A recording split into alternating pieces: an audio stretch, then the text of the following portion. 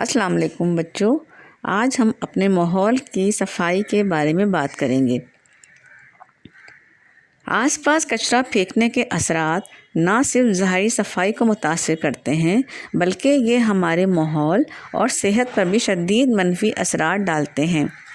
کچرے کے ڈھیروں سے پیدا ہونے والی بدبو ماحول کو بدبودار بناتی ہے اور یہ صحت کے لیے مضر کیڑے مکوڑوں کو اپنی طرف متوجہ کرتا ہے۔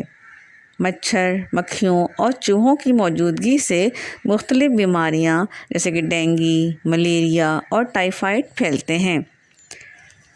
کچرا خصوصاً پلاسٹک اگر پانی میں بہہ کر ندی، نالوں یا دریاؤں میں چلا جائے تو یہ پانی کو آلودہ کر دیتا ہے۔ آلودہ پانی پینے سے انسانوں میں مختلف بیماریاں پھیل سکتی ہیں اور آبی حیات بھی متاثر ہوتی ہے۔ پلاسٹک کے ٹکڑے سمندری جانوروں کے لیے خاص طور پر نقصان دہ ہیں کیونکہ یہ جانور ان ٹکڑوں کو خوراک سمجھ کر نگل لیتے ہیں، جس سے ان کی موت واقع ہو سکتی ہے۔ کچرے کے مناسب انتظام کی تاریخ بہت پرانی ہے۔ ابتدائی انسانی تہذیبوں میں کچرا عموماً کھلی جگہوں پر پھینک دیا جاتا تھا، جو نہ صرف ماحول کو خراب کرتا تھا بلکہ صحت کے لیے بھی خطرناک تھا۔ 19ویں صدی لندن جیسے شہروں میں کچرے کی بڑھتی ہوئی مقدار کے باعث صحت کے مسائل سامنے آنے لگے۔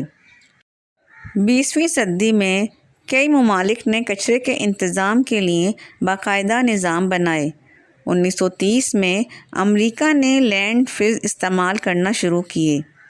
1970 میں ارتھ ڈے منایا گیا جس نے دنیا کو ماحول کے تحفظ کی اہمیت دلائی۔ اگر ہم سب کچرے کا صحیح انتظام کریں اور صفائی کی عادت اپنائیں تو نہ صرف اپنی صحت بچا سکتے ہیں بلکہ آنے والی نسلوں کے لیے ایک صاف اور محفوظ دنیا چھوڑ سکتے ہیں۔